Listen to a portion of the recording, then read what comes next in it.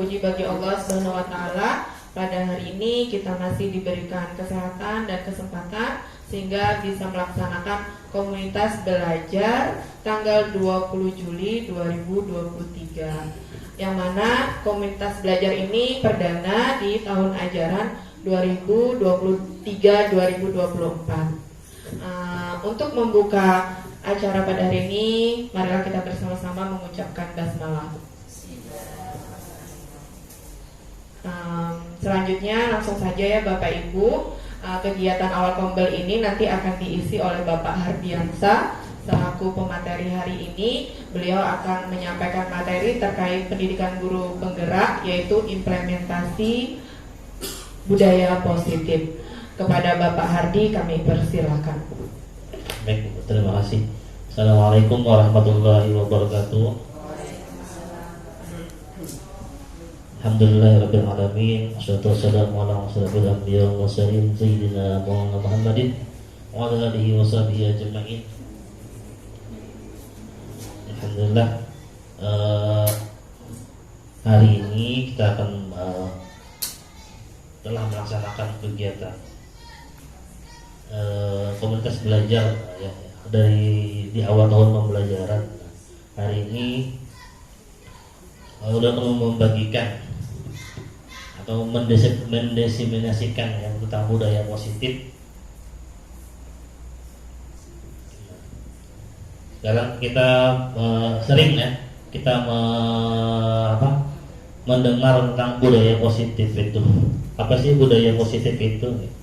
Nah, budaya positif itu adalah materinya ada tentang disiplin positif, kemudian teori motivasi, ada keyakinan kelas, kemudian kebutuhan dasar manusia, posisi kontrol, hukuman, sanksi, dan restitusi, kemudian ada juga penerapan segitiga restitusi.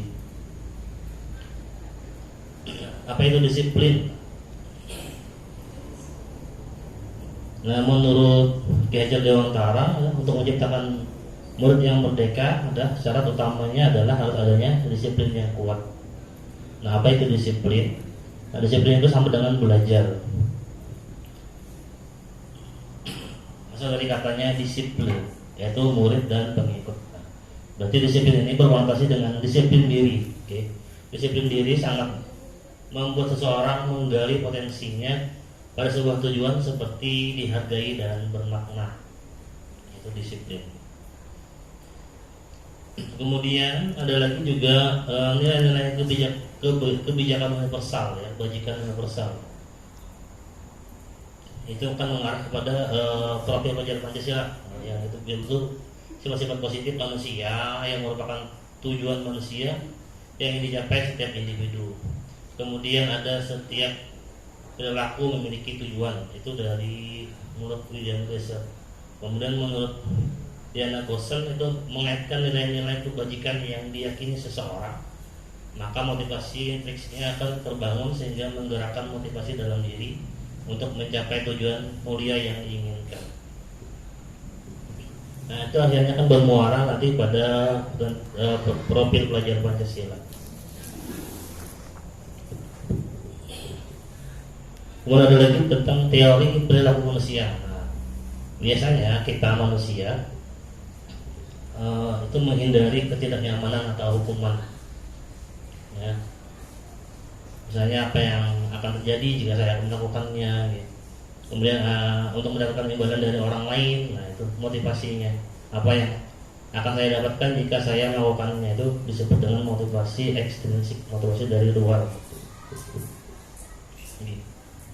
Kemudian ada lagi untuk menghargai dirinya sendiri. Nah, saya akan menjadi orang yang seperti apa jika saya melakukannya. Nah, itu disebut juga motivasi intrinsik. Selanjutnya, nah, karena kan biasanya kita sudah pernah membuat keyakinan kelas ya. Membuat keyakinan kelas itu ada beberapa tahapan. Nah, tujuannya, nah, mengapa kita memiliki peraturan tentang menggunakan helm pada saat mengendarai kendaraan roda 2 atau motor? Kira-kira kenapa ya? Menjaga keselamatan gitu. Berarti Kemudian mengapa kita memiliki peraturan tentang penggunaan masker dan mencuci tangan setiap saat. Nah, itu berarti kita juga akan menjaga kesehatan dan keselamatan. Nilai-nilai keselamatan dan kesehatan inilah yang kita sebut juga sebagai suatu keyakinan. Nah, yaitu nilai kebajikan universal yang disepakati secara tersirat dan tersurat. Nah, itu mengapa itu sebagai keyakinan kita. Nah, keyakinan kelas kita juga pastinya sudah membuat ya pada waktu MLS kemarin. Nah, seseorang akan lebih tergerak dan bersemangat untuk menjalankan keyakinan daripada hanya sekedar mengikuti serangkaian peraturan tertulis tanpa adanya makna.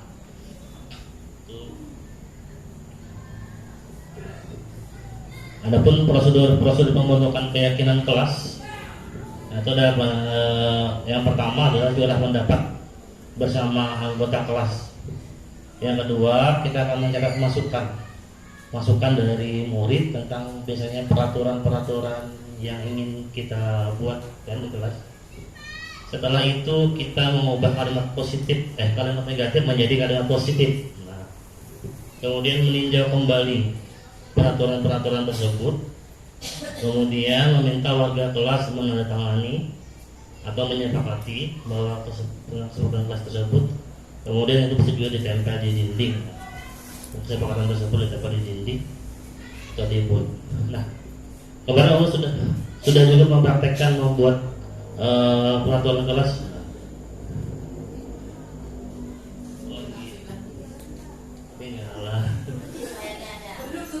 Nanti ada upayanya.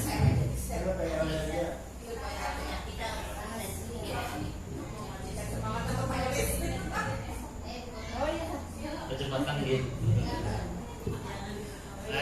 Yang pertama membuat daftar nilai-nilai kebajikan yang akan kita sepakati. Nilai-nilai kebajikan ini biasanya kan banyak kebajikan universal gitu.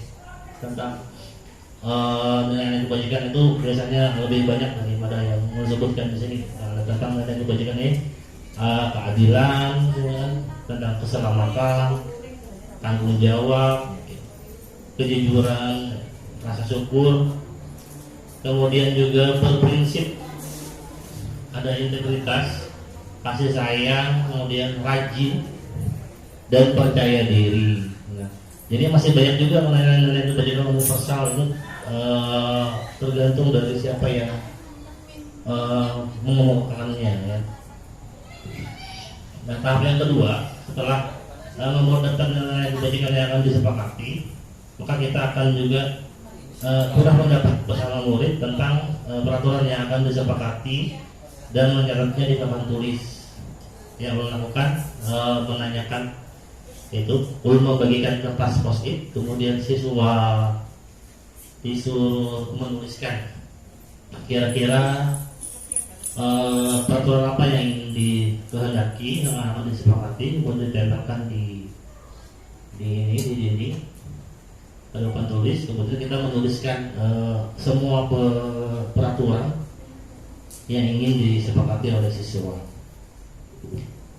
Setelah disepakati yang peraturan tidak dituliskan di papan tulis, maka itu kan biasanya setelah itu kita merubah kalimat-kalimat negatif menjadi kalimat positif. Nah, seperti yang kayak tidak boleh, jangan, dan seperti itu kita rubah menjadi sebuah kalimat positif. Nah, jadi semuanya kita rubah jadi kalimat positif. Setelah itu kita meninjau ulang kesepakatan dari hasil pendapat siswa dan menyepakati kesepakatan kelas. Nah, tinjau ulang yang mana-mana yang kira-kira bisa kita terapkan di kelas, kita sepakati. Akhirnya kita akan sepakati, misalnya kalau misalnya ada 10, misalnya mungkin cuma 7 atau 5 atau 6 saja, supaya itu lebih siswanya lebih mengingat, tidak terlalu banyak. Nah, ini kesempatan yang sudah dulu buat Jadi kesepakatan 5B. Yang pertama itu disiplin dan tepat waktu. Kemudian berbicara dengan sopan, saling tolong menolong, tertib saat belajar, dan saling menghormati. Itu hasil dari kesepakatan yang ada di kelas ulun.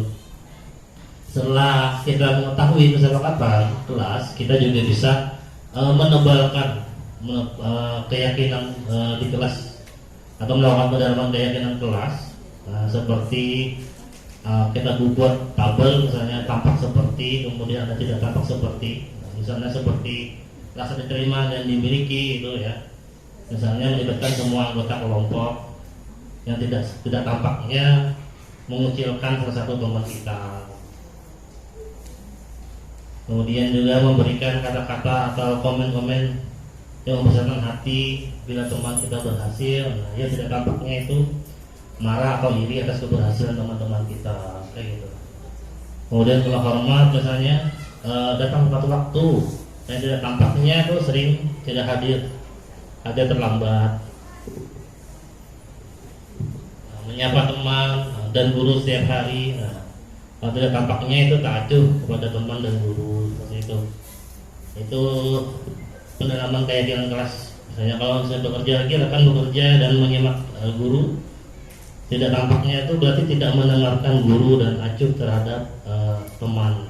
Menyalakan tugas tepat waktu, berarti tidak tampaknya tugas tidak diberikan. Kemudian memberikan hasil yang terbaik, tidak tampaknya itu asal-asalan mengerjakan tugas. Kemudian ada lagi yang kedua, bisa kita melakukan pendalaman keyakinan kelas. Seperti misalnya guru tugasnya, kemudian murid tugasnya apa, guru tugasnya apa. Guru tugasnya bukan tugas guru apa, kemudian bukan tugas murid itu apa. Nah, kita bisa mengajak teman-teman anak-anak itu berkelompok, kemudian mengerjakan pendalaman seperti ini.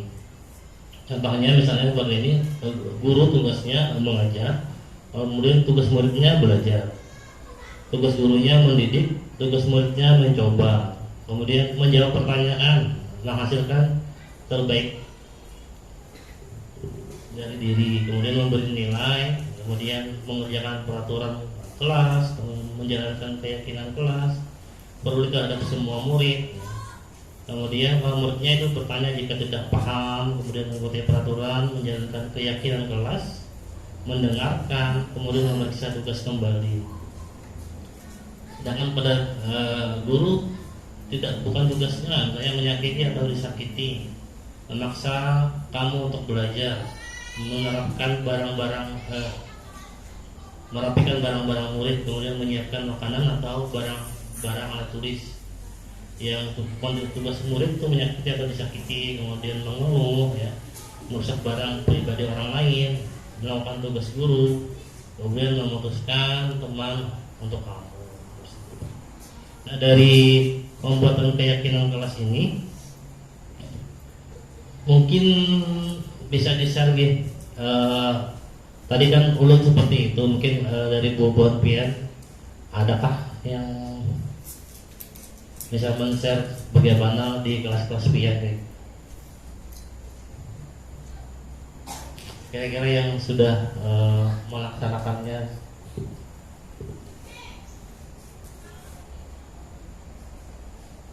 Dan kesepakatan ini bukan hanya guru kelas saja, mungkin guru bidang juga bisa melakukan kesepakatan di kelasnya pada saat mengajar. Mungkin Bu Rita Lianti mungkin bisa kita berbagi.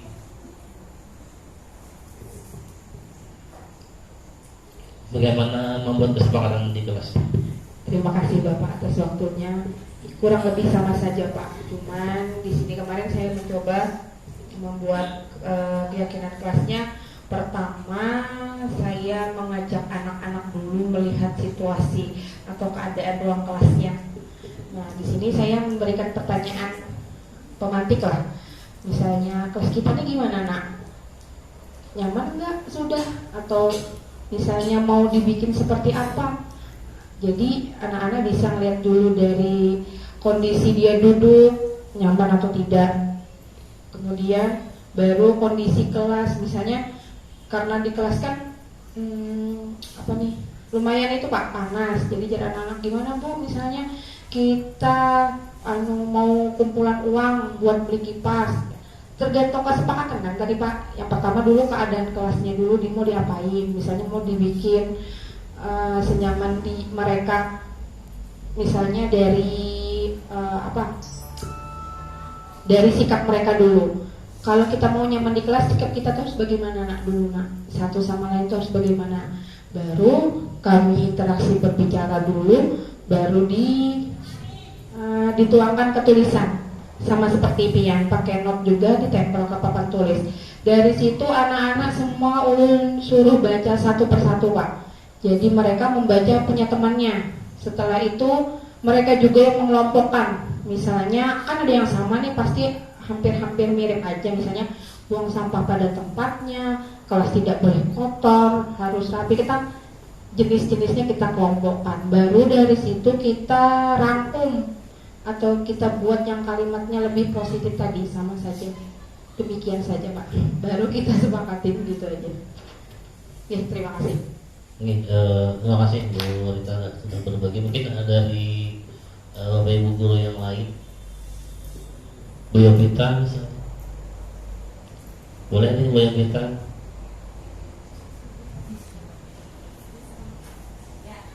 Mungkin kurang lebih sama kayak Bu Rita Yanti tadi ya Bapak Ibu. Kemarin itu saya mencoba untuk mengajak anak-anak untuk membuat keyakinan kelas. Seperti apa sih yang mereka inginkan di dalam kelas itu. Jadi kemarin sebelum kita tuliskan di kertas kecil yang warna-warni itu seperti origami, mereka saya suruh menuliskan terlebih dahulu apa sih yang mereka inginkan di dalam buku catatan mereka. Kemarin itu saya minta mereka untuk membuat 5 kesepakatan yang ingin mereka tuliskan. Jadi setelah semuanya sudah selesai, baru apa sih yang lebih mereka inginkan dari kelima itu, baru mereka tuliskan di kertas seperti origami, baru ditempelkan di sebuah karton dan dipajang di depan, di sebelah papan tulis. Mungkin kayak gitu untuk kelas kami. Terima kasih Bu Yovita. Mungkin ini ya, berarti hampir sama ya kita membuatnya. Kurang lebih kita membuat keyakinan kelas itu sama saja. Cuma mungkin teknisnya saja berbeda-beda. Baik, kita lanjutkan gitu. Nah, ada sebuah kasus Anda adalah guru atau wali kelas 2 sedang bingung menghadapi ulah salah satu murid bernama Doni. Beberapa anak di kelas 2A datang pada Anda mengeluhkan Doni yang sering meminta bekal makan siang mereka dengan paksa. Nah, sebagai guru dan wali kelas, apa yang akan Anda lakukan? Nah, menurut Anda, kira-kira apa alasan Doni melakukan hal itu? Kira-kira mungkin Miss Randy bisa menjawab kan? Ini kasus Dani.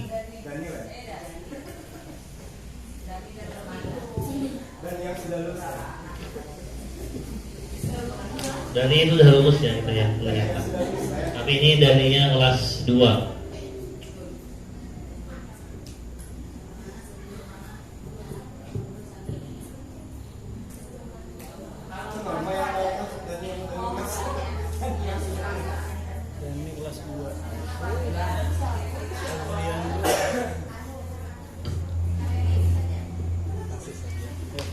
Apa pendapatnya ya Miss L gimana gitu?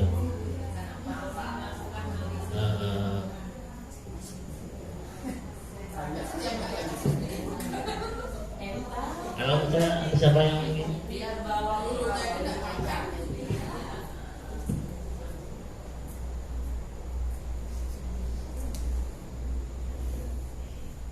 Bagaimana menurut pendapat Miss Leni seperti itu dalam kasus seperti ini?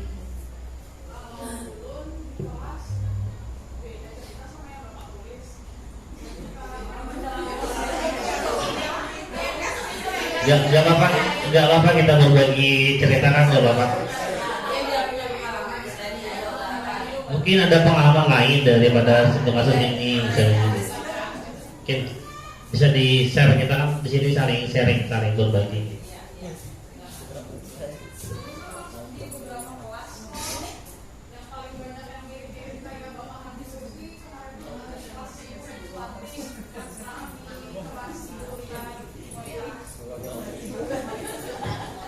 Jadi anu dibutuhin mereka bisa memikirkan ya.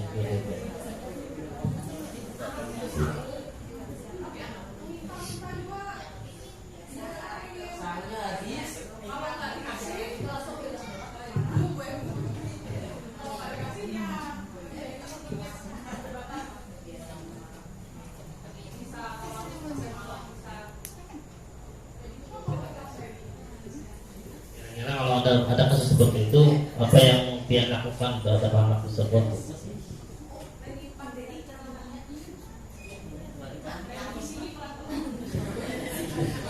Dibisikin, bisikin pelan-pelan, dibacain gitu lah. Kemudian kira-kira menurut dia anak yang seperti itu tuh kenapa sih jadi melakukan hal seperti itu?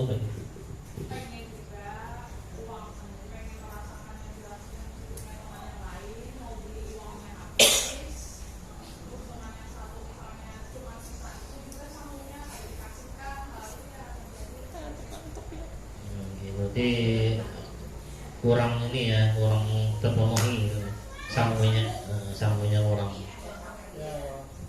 Berarti ada hak yang tidak terpenuhi ya betul.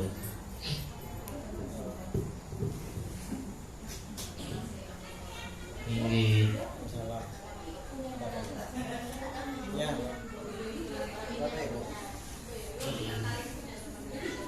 iya kan kadang ada yang seperti itu anak-anak kita ya, hampir sama kasusnya. Yang kelas pasti ada yang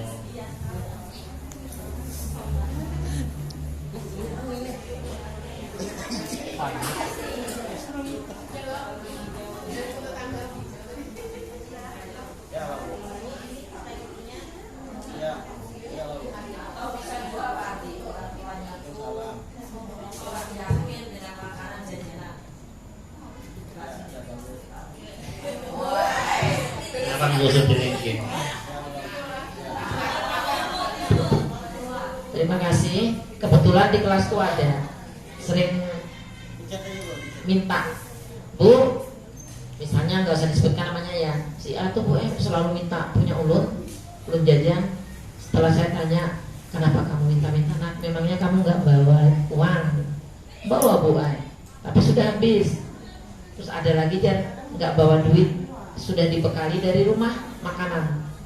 Mungkin orang tuanya tuh kurang percaya diri dengan jajanan yang ada di sekitar sekolahan, atau anaknya tuh rentan dengan makanan luar tuh bisa menyebabkan sakit, sehingga dibekali dari rumah.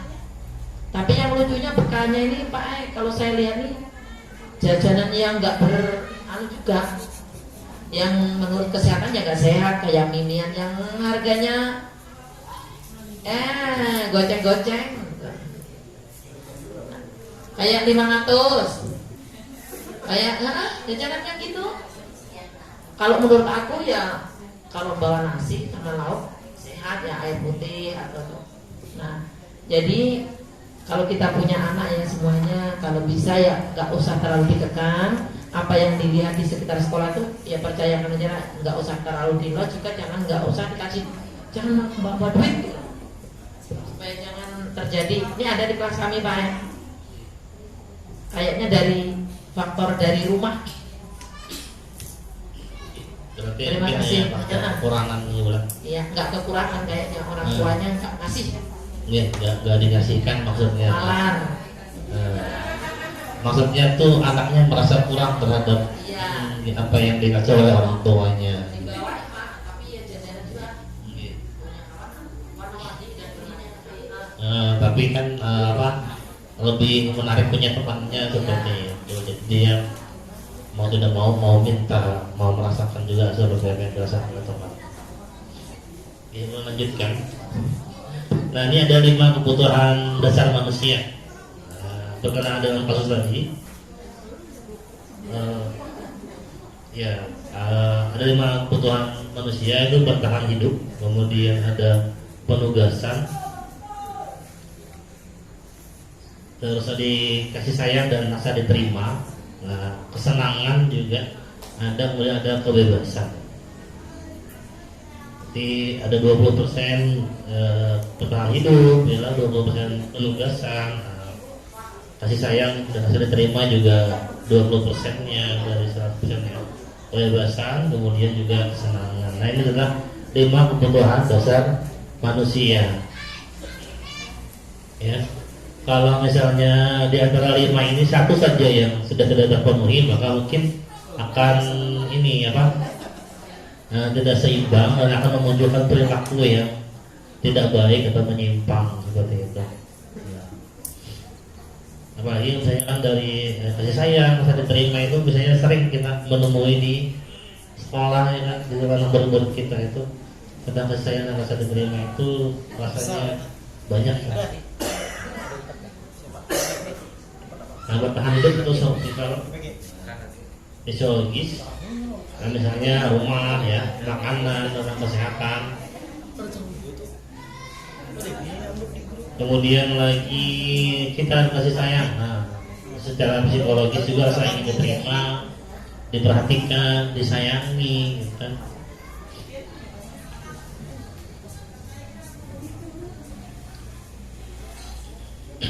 Kemudian lagi ada penguasaan atau itu pengakuan atas kemampuan.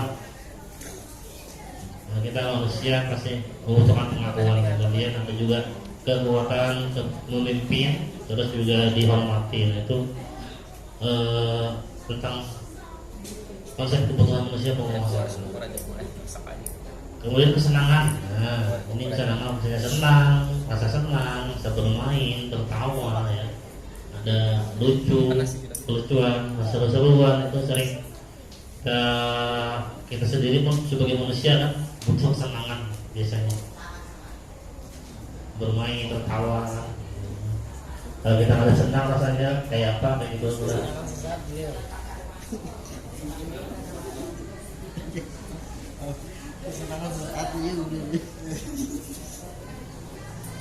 Terus tentang kebebasan. Nah, kebebasan ini freedom, saya memilih, bebas memilih, kemudian hal-hal baru, kemudian juga cepat bosan, ya, itu juga kebebasan, ya, bosan itu juga termasuk.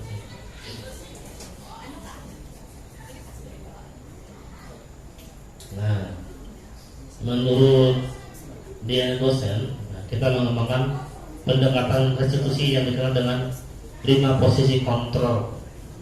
Posisi kontrol sebagai penghukum, kemudian membuat orang merasa bersalah,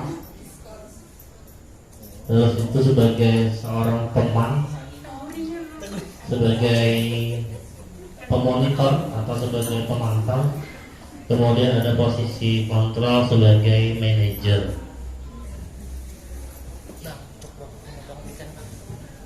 Ada 5 posisi kontrol di dalam pendekatan restitusi. Kasus, nah dari seringkali datang terlambat ke sekolah. Nah, nadanya suara respon guru terhadap perilaku Dani. Nadanya suaranya tinggi, kemudian bahasa tubuh, matanya melotot, dan jarinya menunjuk-nunjuk atau menghardik. Kemudian terlambat lagi, pasti terlambat lagi, selalu datang terlambat. Kapan bisa datang tepat waktu? Nah, menurut Bapak atau Ibu, guru tersebut posisinya ada posisi apa?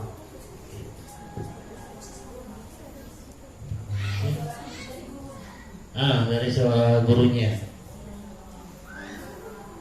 Nah, kira-kira guru itu berposisi sebagai posisi kontrol apa ketika dia bernada suara tinggi, ya, bahasa tubuhnya, matanya melotot, dan jari menunjuk-nunjuk, menghardik, memaki-maki. Mengapa terlambat terus? Kira-kira posisinya posisi apa yang diperankan oleh guru tersebut? Tadi ada posisi penghukum, membuat orang merasa bersalah sebagai teman, pemonitor atau pemantau, atau sebagai manajer. Kira-kira dari kasus dan tadi guru berposisi sebagai apa?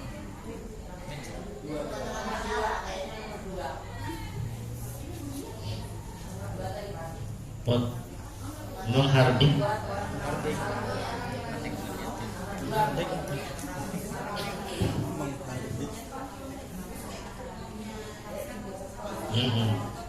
Berarti apa? Berarti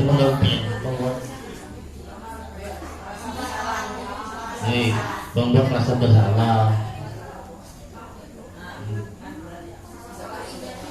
Tapi kan di sini ada suaranya, makanya merotot biasanya, menunjuk-nunjuk.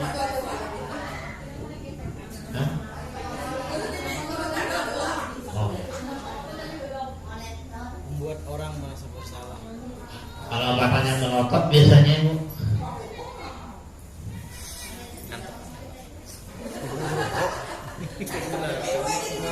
Bisa. Manajer apa ya seperti itu Bu. Tapi saya mau ambil Ya bisa juga tadi sebagai penghukum, atau juga katanya tadi ada membuat orang merasa bersalah.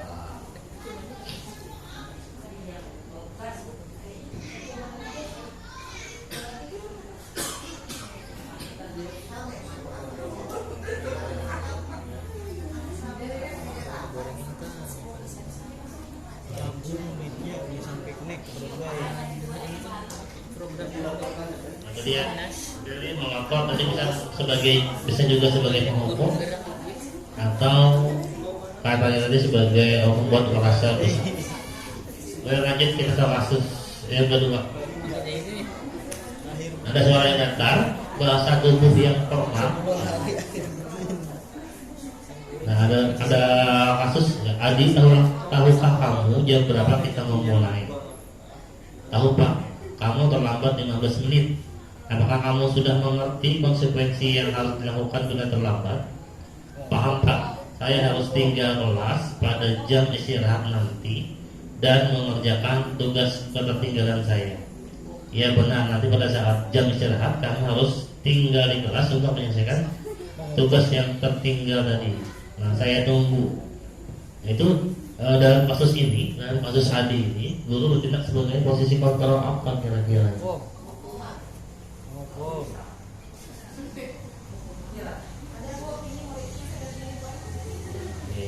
Muridnya sadar dan tahu bahwa konsekuensi dari dia terlambat. Yang posisinya posisi apa sih guru itu? Manajer. Mantap, laguring, kameramen laguring. Dandanannya, pengunyah-ngunyahnya. Ada foto-foto. Kopinya kopi. Manajer ada sebagai pemantau, ada sebagai manajer, ada pengaman kan? Langsung cuma dijunjung. Berarti sebagai apa ya?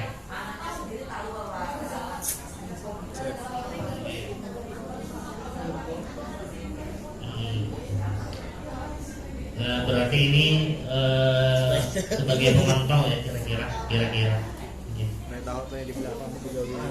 Karena muridnya sudah tahu bahwa konsekuensinya, bahwa kalau dia terlambat maka dia akan dapat teguran. Ada kasus ketiga, nada suaranya memelas, halus atau sedih, bahasa tubuhnya merapat pada anak, lesu. Adi, bagaimana ini? Kamu ini bagaimana ya? Kamu sudah berjanji dengan ibu tidak akan terlambat lagi. Kamu kenapa ya senang sekali mengecewakan ibu? Ibu benar-benar kecewa sekali.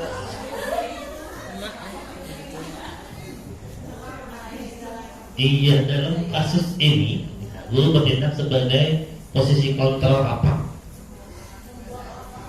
Rasa bersalah.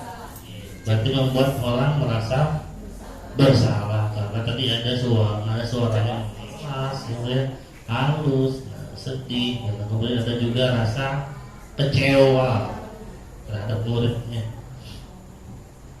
Nah ini guru kita sebagai posisi kontrol, sebagai pembuat merasa bersalah. Kemudian ada lagi nada suaranya ramah, akrab, dan Manajer. bahasa gurunya apa pada murid.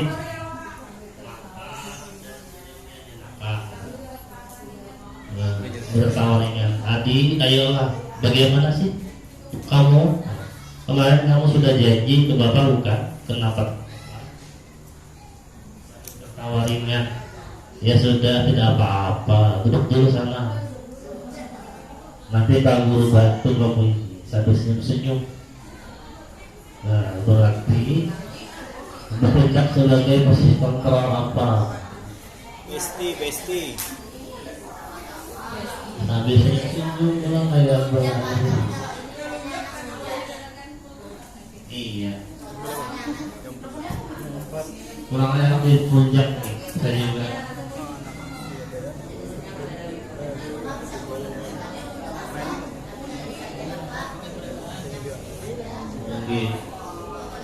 Senyum-senyum aja. Itu mungkin itu orangnya. Berarti posisi kontrolnya sebagai seorang teman. Sebagai seorang teman. Kalau yang kita kayak berkawan sama murid jadinya tidak ada jaraknya antara kita kayak gitu. Boleh tuh pakaian kita pakai speaking.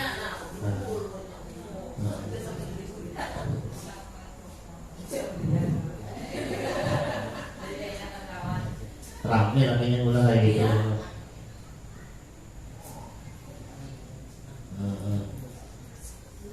Lanjut. Nada suaranya tulus, bahasa tubuhnya tidak kaku, mendekat ke murid. Nanti apakah kamu mengetahui jam berapa sekolah dimulai? Tahu Pak, jam 7.30. Ya, jadi kamu terlambat. Kira-kira bagaimana kamu akan memperbaiki masalah ini? Saya bisa menanyakan teman saya Pak untuk mengajar tugas yang tertinggal. Baik, itu bisa dilakukan. Apakah besok akan ada masalah untuk kamu tepat waktu di sekolah? Tidak Pak, saya bisa hadir tepat waktu. Baik, saya hargai usaha kamu untuk memperbaiki diri. Dari kasus ini, guru bertindak sebagai posisi kontrol yang mana? Manajer, kenapa tidak manajer misalnya?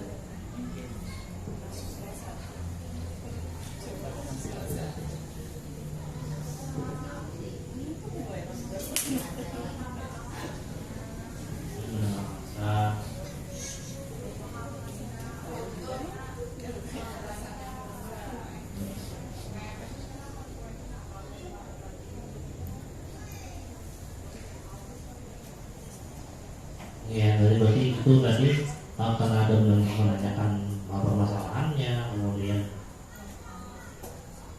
mencari gimana solusinya kan, nanti dia posisinya sebagai posisi kontrol manajer.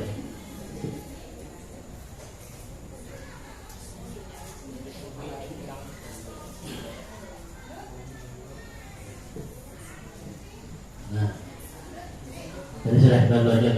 Tadi ada penghukum. Nah, penghukum ini posisi kontrol penghukum ini ada suaranya tinggi, ya, menghardik, melotot, atau jarinya menunjuk. Akibatnya pada murid, kemungkinan murid akan marah. Kemudian juga murid bisa mendendam atau juga bisa bersifat agresif. Ya. Biasanya murid itu kan merasa kalau kita hukum, dia pastinya malu kayak gitu lah di kelas. Misalnya langsung kalau ketika kita membuat kesalahan, kita langsung hukum, nah, itu bisa jadi mungkin mendendam ada makna yang terpendam sama gurunya kayak gitu. Dan itu pasti akan diingat oleh muridnya. Apalagi kalau kita menghardik atau membuli seperti itu, biasanya murid itu akan ingat.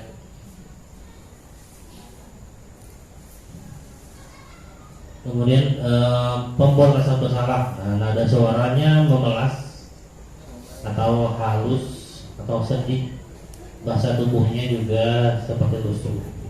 Akibatnya murid akan merasa bersalah.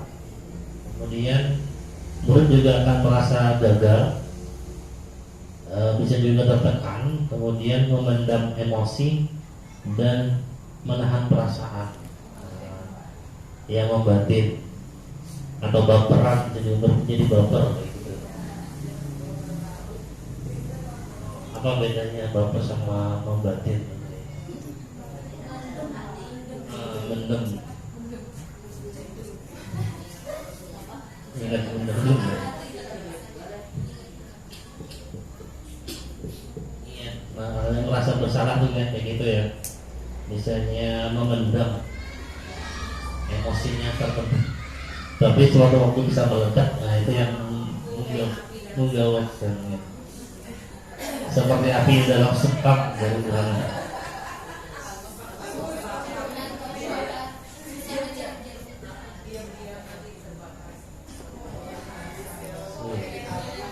Kalau yang awalnya seperti bom waktu gitulah, akhirnya akan bisa meledak.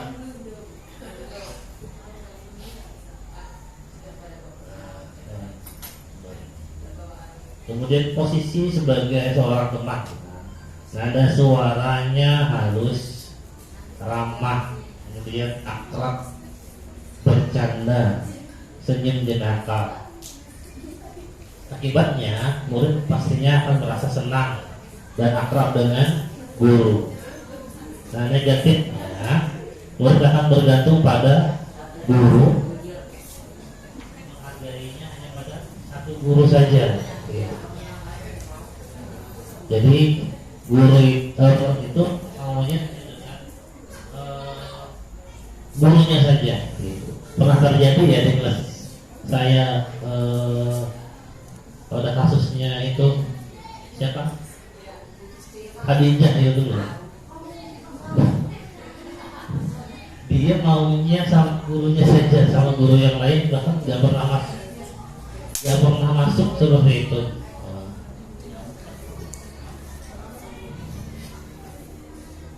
Jadi kalau sama gurunya dia mau, tapi kalau sama guru yang lain dia tidak mau. Ini sudah pada mau ya, maka dengan heran dia panggil. Dia hanya kenal ya. Dengan guru kelasnya saja, dengan guru yang lain dia kada tahu ya, namanya juga nggak tahu namanya. Tapi itu kemarin tuh bagus ya, Pak Agus dulu itu bertukar guru tuh kayaknya bagus juga. Semua saling mengenal, berganti peran mungkin saja Pak Jakaria mengajar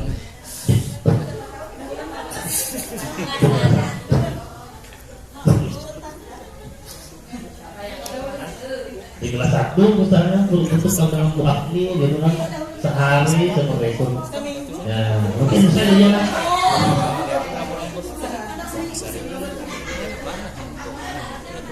Kita programnya seperti itu supaya bisa kenal kayak gitu nih, jadi merasakan juga ini. Iya, misalnya mengajar di kelas 1 kan merasakan juga kayak apa rasanya. Kalau dulu kan kalau guru bidang kan biasanya masuk semuanya masuk ya Pak. Ada ke fase A, fase B, fase C gitu. Kalau guru kelas itu kan cuma satu kelasnya aja. Mungkin dulu pada kenal juga kalau saya sama murid-murid yang lainnya lah itu. Akhirnya kan muridnya juga pada kenal, nggak tahu kan seperti itu. Jadi, bisa juga boleh tak kenal maka tak sayang. Bisa juga tak kenal maka tak aruf.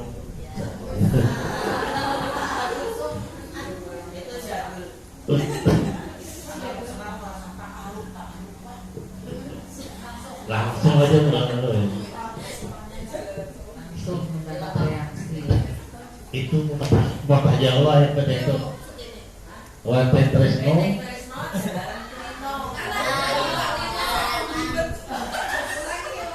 Wonten Tresno Jalanan Jepang ribet.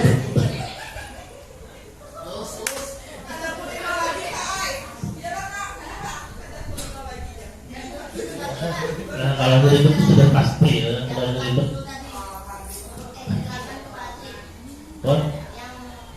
ini mungkin kita buat programnya seperti itu secara gimana?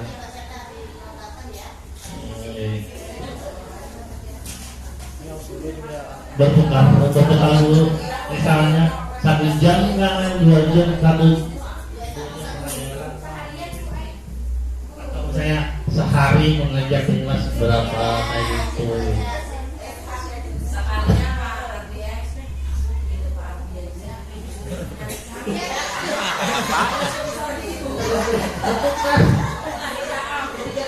Kalau pengen lagi biarannya guru sendiri yang bisa lagi impai masuknya ada itu. Nah biarnya di sini habis aku.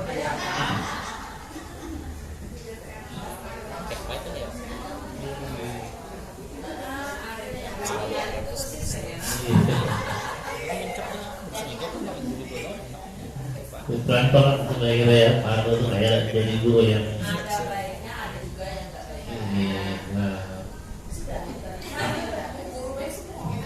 insya Allah guru-guru itu baik semua gitu. Nah, gitu. Ada negatifnya maksudnya dengan tidak tarik-tarik tadi.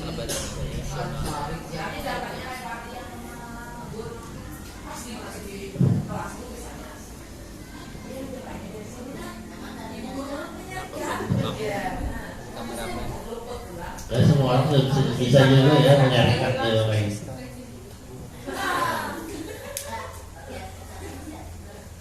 Lanjutkan kita lah. Posisi yang keempat itu sebagai pemantau. Nada suaranya datar, kemudian bahasa tubuhnya formal. Akibatnya itu murid akan bertanggung jawab jika diawasi. Murid tidak bisa ditinggal sendiri. Kalau kita memantau, muridnya pasti tertib dan teratur. Tapi kalau kita tidak ada, bisa tahambur. Di kelasnya bisa tahambur gitu. Semuanya pasti ada plus minusnya lah. Kemudian yang kelima tadi sebagai manajer. Nah, nada suaranya tulus, bahasa tubuhnya tidak kaku, dekat dengan murid.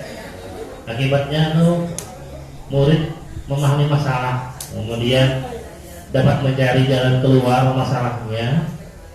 Kemudian muridnya juga akan bertanggung jawab. Nah, dari 5 posisi kontrol tadi, kayaknya sebagai manajer itu yang terbaik. Nah, gitu. Untuk tulus itu susah kan? Karena ulun bukan tulus ya. Jadi sepasang sepatu kayak apa? Atau hati-hati di jalan ya? Hati-hati di jalan. Hati-hati di jalan. Mencari yang tulus itu susah gitu. Dan pasti kita akan juga ingin berusaha untuk mencapai posisi manajer. Nah, mungkin lu sendiri pun masih belum sampai posisi manajer ini. Kita juga berusaha. Kalau lu masih memposisikan diri sebagai seorang teman biasanya, sebagai teman, sebagai pemantau, paling untuk mencapai manajernya masih agak susah. Nah, iya, tergantung kondisi kita sebenarnya.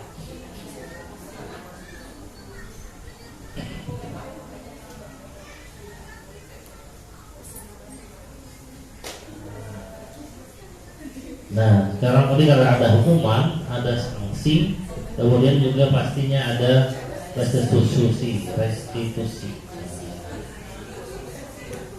Kalau hukuman, nah ini ya,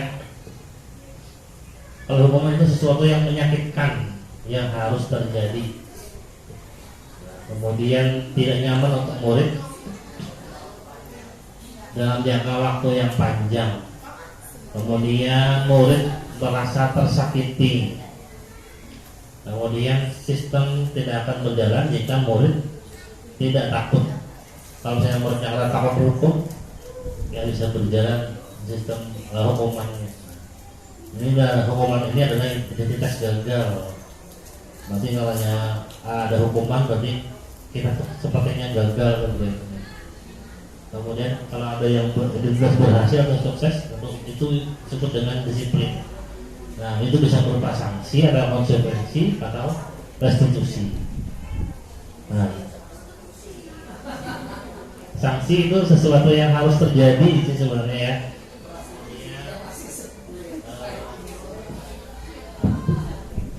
Tidak nyaman untuk murid dalam jangka waktu yang pendek. Nah, kemudian murid tidak nyaman. Terus juga memerlukan monitoring dan supervisi terus menerus. Harus kita pantau terus menerus. Dari mana lagi? Karena ada sanksinya nih. Jadi misalnya konsekuensi sanksi itu harus ada pemantauan. Kemudian ada lagi yang salah satunya restitusi. Nah, itu restitusi itu adalah sesuatu yang merupakan pilihan. Kita memberikan pilihan kepada murid. Kemudian menguatkan murid dalam jangka waktu yang panjang. Misalnya kita lagi, iya maunya seperti apa? Kita tawarkan sih bagaimana dia memecahkan masalahnya seperti itu kayak. Kemudian itu kan bisa menjadi menguatkan murid dalam jangka waktu yang panjang. Kemudian murid mendapatkan penguatan terhadap apa ya yang akan dilakukannya nanti. Nah seperti itu.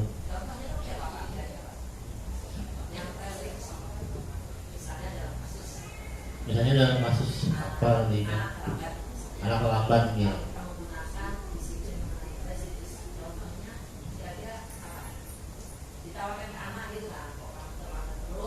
Ini kita tawarkan anak, kita yang segini, mungkin itu kan anak itu tahu salahnya, apa kesalahan anak dengan bahwa dia terlambat, kemudian kita seperti kita diskusi lah dengan anak itu, berdiskusi dengan anak, menanyakan mengapa dia terlambat, dan tanpa kita ini ya menyalahkan secara langsung ya, kita harus tahu alasannya dulu, kemudian mengapa bisa terlambat, terus kita tawarkan, kita bertanya kepada muridnya mungkin bagaimana supaya dia tidak terlambat, dia harus melakukan apa yang harus dilakukannya. Nah, kemudian murid sendiri yang menemukan solusinya, dia harus seperti apa. Kemudian kita kan cuma menguatkan aja. Kalau misalnya dia terlambat lagi, apa solusinya lagi kan begitu. Misalnya dia diingatkan oleh orang tuanya kah, atau dibangunkan oleh terlambat itu dibangunkan oleh orang tuanya kah, supaya dia tidak terlambat lagi. Nah seperti itu, sehingga terpecahkan masalahnya. Mudah-mudahan besok-besoknya sudah tidak terlambat lagi. Jadi situ-situ menguatkan sebenarnya, dan memecahkan anak itu memecahkan masalahnya sendiri.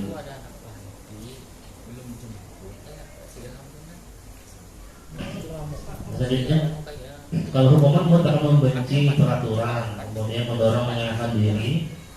Hukuman itu dibuat oleh guru, kemudian murid belajar menyembunyikan kesalahan. Sedangkan untuk konsekuensi, murid akan menghormati peraturan, kemudian mendorong kepatuhan, dibuat oleh guru dan murid. Biasanya konsekuensi itu ada kesepakatan, atau kalau kita terlambat hukumannya apa. Kemudian murid belajar taat peraturan. Kalau di restitusi murid akan menghormati orang lain dan dirinya sendiri. Kemudian mendorong disiplin positif. Nah, kemudian solusinya dibuat juga oleh muridnya sendiri. Kemudian dari restitusi ini murid belajar memecahkan masalahnya sendiri. Jadi ketika muridnya ada masalah, kita lakukan restitusi, dan murid pun juga akan memecahkan masalahnya sendiri. Kita cuma mengarahkan saja seperti itu. Nah, ada beberapa peristiwa. Mari mengelilingi lapangan basket 2 kali karena terlambat hadir di sekolah. Apakah itu termasuk hukuman atau sanksi? Mengelilingi lapangan basket 2 kali karena terlambat hadir di sekolah. Apa ya? Hukuman kah? Atau sanksi? Karena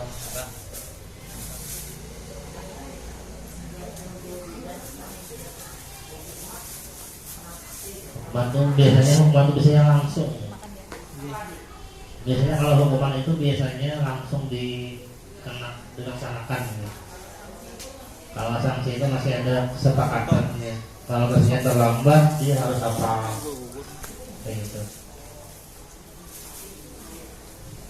Kalau dari ini basket 2 kali kalau terlambat hadir ke sekolah berarti sanksi. Kemudian yang kedua, membersihkan coretan yang dibuatnya di meja tulis. Sanksi kan? Membersihkan coretan yang dibuatnya di meja tulis, di mejanya. Sanksi ini. Kemudian murid diminta untuk push up 15 kali karena tidak menggunakan masker ke sekolah. Hukuman. Kemudian menggantikan kertas tugas teman yang telah dicoret-coret, itu berupa sanksi. Kemudian berjemur di lapangan pukul 12 siang karena mengobrol dengan teman, itu hukuman berarti ya, karena langsung ya. Kemudian murid diminta bertelanjang kaki sepanjang hari karena tidak menggunakan sepatu warna hitam sesuai peraturan sekolah. Ini ada hukum. Ya. Kemudian berdiri di depan kelas sambil mengangkat kaki satu karena tidak bisa menjawab pertanyaan, itu hukuman. Kemudian membersihkan tumpahan air di meja karena tersenggol, sanksi. Duduk di bangku di pinggir lapangan pada jam istirahat tidak diizinkan bermain oleh guru piket karena mencederai teman saat bermain di lapangan, sanksi. Kemudian lari mengelilingi lapangan basket 2 kali karena terlambat untuk pelajaran PJOK, itu berupa sanksi. Berarti hukuman itu kan bersifat langsung, kalau sanksi itu kesepakatan biasanya. Nah, apa itu restitusi tadi? Restitusi ini adalah proses menciptakan kondisi bagi murid untuk memperbaiki kesalahan mereka sehingga mereka bisa memperbaiki kembali kepada kelompok mereka dengan karakter yang lebih kuat. Dari restitusi lah, menciptakan kondisi bagi murid untuk memperbaiki kesalahan mereka sehingga mereka bisa kembali pada kelompok mereka dengan karakter yang lebih kuat. Misalnya tadi yang dia melakukan kesalahan tadi, kita lakukan restitusi sehingga dia lebih kuat lagi karakternya.